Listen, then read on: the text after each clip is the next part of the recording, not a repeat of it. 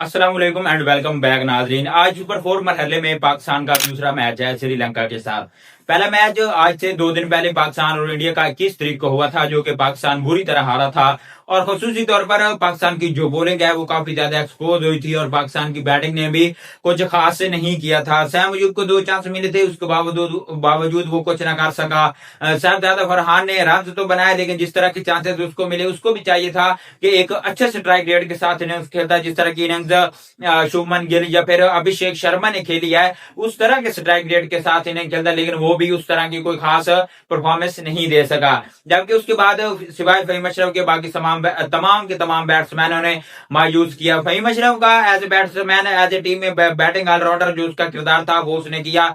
जिस नंबर पर आया था वो 8 बॉलों पर उसने 20 रन बनाए, जो जबकि वो इतना ही कर सकता था, जो कि उसने काफी अच्छा किया। आज पाकिस्तान और श्रीलंका का मैच है, जिसमें मैं समझता हूं कि पाकिस्तान को कुछ चेंजेस करने की बहुत ज्यादा जरूरत है। पाकिस्तान ने खासतौर तौर पर बॉलिंग के अंदर पिछले 4-5 साल से सिर्फ 2 लड़कों के ऊपर ही रिलाई किया हुआ है, जबकि उन्होंने कभी पाकिस्तान को बड़े मकाम के ऊपर बड़ी टफ कंडीशन के अंदर पाकिस्तान को मैचेस नहीं जितवाए, खासतौर तौर पर टूर्नामेंट्स के अंदर। तो अब पाकिस्तान को चाहिए कि शहीनशाह अफरीदी को रेस्ट दे, और पाकिस्तान के पास सलमान मिर्जा बैठा है, वसीम जूनियर बैठा है, उनमें से किसी एक को चांस जरूर दे। सर जो वसीम जूनियर है वो डेथ की बॉलिंग का एक स्पेशलिस्ट बॉलर है, जबकि सलमान मिर्जा जो है वो नई बॉल का एक शानदार और एक्सीलेंट किस्म का बॉलर है। परफॉर्मेंस लेके आया है पीएसएल के अंदर, काफी जबरदस्त किस्म की परफॉर्मेंस दी है। बांग्लादेश के खिलाफ सीरीज में चांस मिला था, वहां पर 3 मैचेस के अंदर उसने 7 विकेट हासिल की थी। इवन के वो पिचेस भी बैटिंग पिचेस थी, लाहौर जैसे शीशा पिचेस थे, उनके ऊपर सलमान मिर्जा ने 3 मैचेस के अंदर 7 विकेट हासिल की थी, जबकि उसके बाद उसको कोई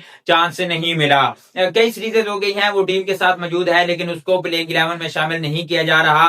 तो मैं समझता हूं कि आज पाकिस्तान क्रिकेट टीम के कैप्टन और कोच को चाहिए कि शहनशाह अफरीदी के ऊपर से जो अपनी शफकत का हाथ है वो उठा ले। बाबर आजम ने भी यही गलती की थी कि बार बार उन्हीं लड़कों को चांस दिया था जो कि फ्लॉप हो चुके थे, जो कि ना तो रन बना रहे थे ना विकेट ले रहे थे, कोई मैच विनिंग परफॉर्मेंसेज नहीं थी, लेकिन वो बार बार उन्हीं लड़कों को चांस दिया जो कि बाबर आजम की नाकामी का सबसे बड़ा सबब बना। और उन्हीं की वजह से बाबर आजम के ऊपर इतनी तनकीद हुई और बाबर आजम इतना पीछे चला गया कि 3 साल हो गए हैं उसके बैट से कोई शानदार किस्म की इनिंग्स देखने को हमें नहीं मिली।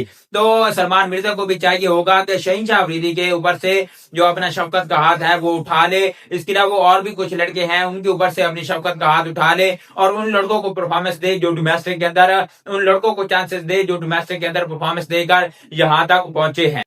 अगर आज श्रीलंका के खिलाफ पाकिस्तान की प्लेइंग 11 की बात करें तो मैं समझता हूं कि पाकिस्तान को साहिबजादा फरहान और फखर जमान के साथ ही ओपनिंग पर जाना चाहिए, क्योंकि पाकिस्तान के लिए एक बहुत मेन मैच है। वैसे तो फखर जमान ने पाकिस्तान के लिए बड़े मैच में सिवाय चैंपियन ट्रॉफी 2025 के रन नहीं बनाए, वहां पर भी एक चांस मिला था जिसकी वजह से फखर जमान रन बना गया। उसके बावजूद उसने पाकिस्तान के लिए कभी किसी बड़े मैच में, खासतौर तौर पर अगर T20 क्रिकेट की बात की जाए तो T20 क्रिकेट में फखर जमान ने पाकिस्तान के लिए कभी भी बड़े मैच में रन नहीं बनाए। तो आज फखर जमान को चाहिए होगा कि एक बड़े प्लेयर, एक सीनियर प्लेयर वाला किरदार अदा करे और अपने आप को न सिर्फ सोशल मीडिया की हाय बल्कि मैदान में भी साबित करे कि वो एक बड़े मैच का खिलाड़ी है। शाहजादा फरहान के साथ फखर जमान अगर ओपनिंग पे जाता है, अगर ये दोनों खिलाड़ी मिलकर 6 ओवर खेल लेते हैं तो पाकिस्तान को एक अच्छा स्टार्ट मिल सकता है। शाहजादा फरहान को भी चाहिए कि इतनी भी ये स्लो पिचेस नहीं है जितना वो स्लो खेलता है, इन्हीं पिचेस के ऊपर इंडियन बैट्समैन भी खेलते हैं, जबकि दुनिया के बाकी बैट्समैन भी खेल रहे हैं। वो उन्होंने कभी अगर किसी भी बैट्समैन का स्ट्राइक रेट देखे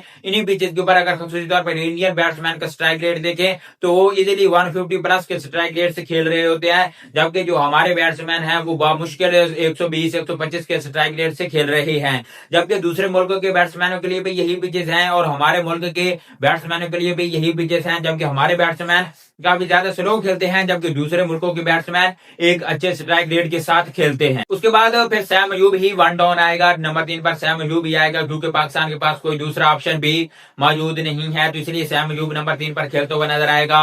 नंबर 4 पर पहले हुसैन तलत को लाया गया था इंडिया के खिलाफ हसन निवाज को ड्रॉप करके, लेकिन हुसैन तलत ने भी काफी ज्यादा मायूस किया था। हसन निवाज चलो रन नहीं बना रहा, लेकिन अगर वो खड़ा हो जाए तो वो अच्छे रन बना सकता है, स्ट्राइक रेट अच्छा रोटेट करता है। वो हुसैन तलत की तरह आते ही टोक टोक नहीं करता। इंडिया के खिलाफ भी पाकिस्तान क्रिकेट टीम का काफी अच्छा मोमेंटम बन गया था, लेकिन हुसैन तलत और मोहम्मद नवाज की वजह से पाकिस्तान का वो सारा मोमेंटम बिगड़ गया। एक वक्त था कि जब ऐसा लग रहा था कि पाकिस्तान इजीली 200 प्लस रन बना जाएगा, लेकिन हुसैन तलत और मोहम्मद नवाज की इंतहाई स्लो इनिंग की वजह से पाकिस्तान बमुश्किल 170 तक महदूद हुआ। तो इसलिए हुसैन तलत को ड्रॉप किया जाए और हसन नवाज को दोबारा वापस लाया जाए। वो नहीं परफॉर्मेंस दे रहा तो लेकिन कोई नहीं, चलो, लेकिन उसमें इतना पोटेंशियल है कि अगर वो खड़ा हो गया तो वो सिंगल हैंडेडली भी मैच जीत सकते। उसके बाद फिर हमारा कैप्टन सलमान आगा होगा, फिर उसके बाद wicket keeper batsman Mohammad Haris होगा। मोहम्मद हारिस ने भी वो खास परफॉर्मेंसेज नहीं दी, लेकिन उसके उसके साथ भी यही हमारा सैम अयूब और उसका यही है कि हमारे पास अभी जो स्क्वाड है उसमें इनका मुतबादिल ऑप्शन नहीं है, दूसरा कोई विकेट कीपर नहीं है। तो इसलिए मोहम्मद हारिस भी खेलेगा, फिर मोहम्मद नवाज खेलता हुआ नजर आएगा। इससे पहले नंबर 8 पर शहनशाह अफरीदी बैटिंग पे आता है, लेकिन मैं चाहता हूं कि आज शहनशाह अफरीदी को ड्रॉप किया जाए, सलमान मिर्जा को शामिल किया जाए। सलमान मिर्जा काफी अच्छा किस्म का है, खासूसी तौर पर नई बॉल के ऊपर जहां पर पाकिस्तान काफी ज्यादा फंस रहा है इंडिया के खिलाफ भी अगर देखें तो शहनशाह अफरीदी की बॉलिंग में ना तो कोई सीम नजर आ रही थी, ना कोई स्विंग नजर आ रही थी, इंतहाई एक यूजलेस और थका हुआ किस्म का बॉलर लग रहा था। तो इसलिए शहनशाह अफरीदी को ड्रॉप करके सलमान मिर्जा को चांस देना चाहिए। फिर हारिस रऊफ काफी अच्छे रिदम में नजर आ रहा है इंडिया के खिलाफ, जहां शहनशाह अफरीदी की जबरदस्त किस्म की पिटाई हो रही थी वहां पर हारिस रऊफ काफी अच्छी बॉलिंग कर रहा था, काफी कॉन्फिडेंस के साथ बॉलिंग कर रहा था और उसने कुछ विकेट भी निकाली थी।